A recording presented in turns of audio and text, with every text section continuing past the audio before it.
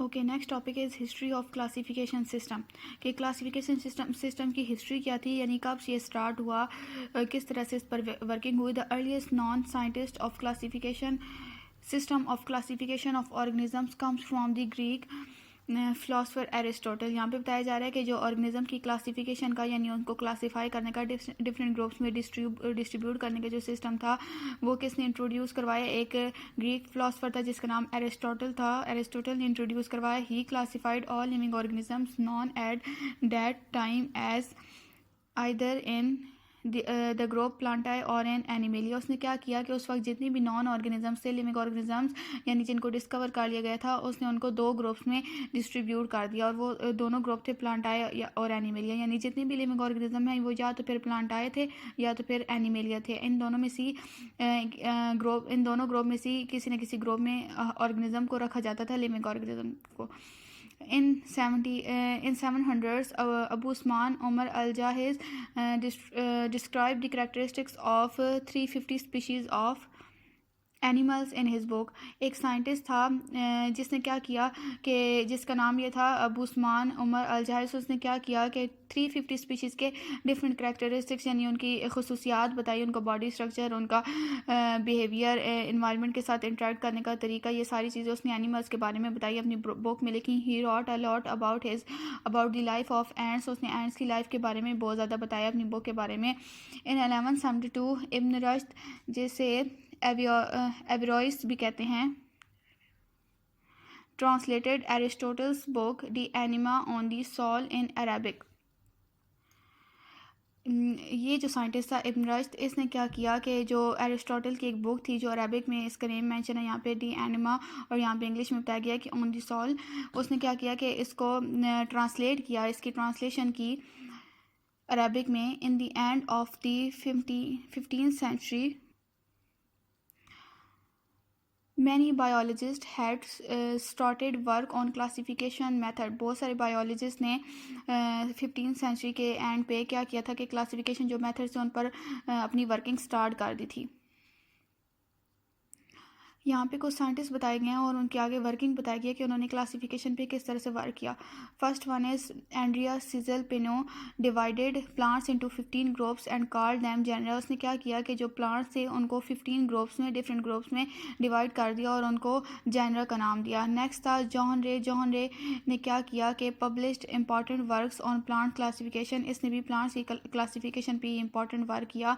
उसके बाद Augustus Rivinus था, introduce the taxon of order. जो ऑर्डर का ग्रुप था वो इस साइंटिस्ट ने इंट्रोड्यूस करवाया था।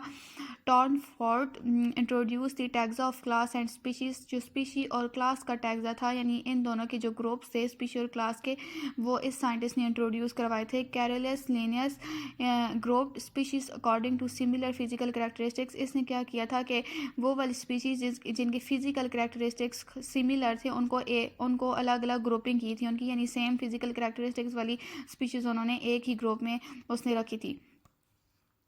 Okay, biologists prefer such a system that can provide maximum information about the basic differences and similarities among different organisms।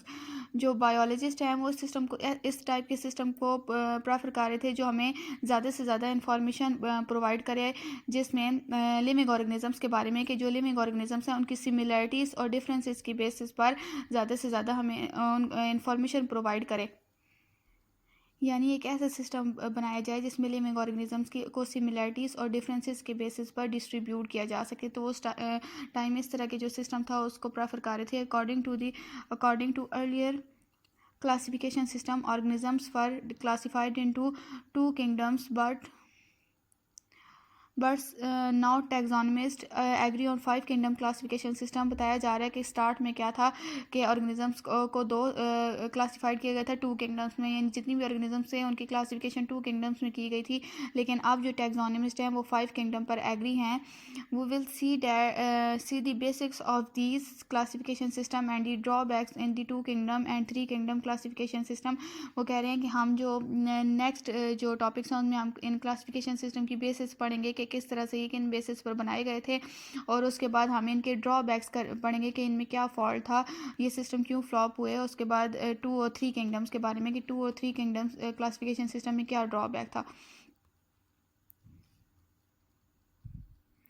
Okay, यहाँ पे साइड बॉक्स है। Carolus Linnaeus divided nature into 3 kingdom. जो Carolus Linnaeus था scientist, उसने क्या किया था कि जो नेचर थी उसको 3 किंगडम्स में यानी 3 ग्रुप्स में डिवाइड कर दिया था, और वो थे mineral, vegetables and animals. Linnaeus used 5 ranks in classification. उसने क्लासिफिकेशन में 5 रैंक यानी 5 लेवल्स यूज़ किए थे, जो थे class, order, genus, species and variety. Linus is best known for his introduction of the method still used to formulate the scientific name of every species। जो Linus था उसको जाना जाता था, बहुत ज़्यादा जाना जाता था कि जो उसने मेथड इंट्रोड्यूस करवाया था, और उसका जो मेथड था वो अभी भी यूज़ किया जाता है स्पीशीज़ को साइंटिफिक नेम देने के लिए। कोई भी नई स्पीशीज जब डिस्कवर होती है तो उसको साइंटिफिक नेम देने के लिए इसी के मेथड को यूज़ किया जाता है, और ये नेक्स्ट टॉपिक्स में पढ़ेंगे। और यहाँ पे साइंटिस्ट का टाइम पीरियड भी साथ मेंशन है, यानी हर साइंटिस्ट का टाइम पीरियड भी बताया गया, उनके लाइफ स्पैन भी बताया गया है।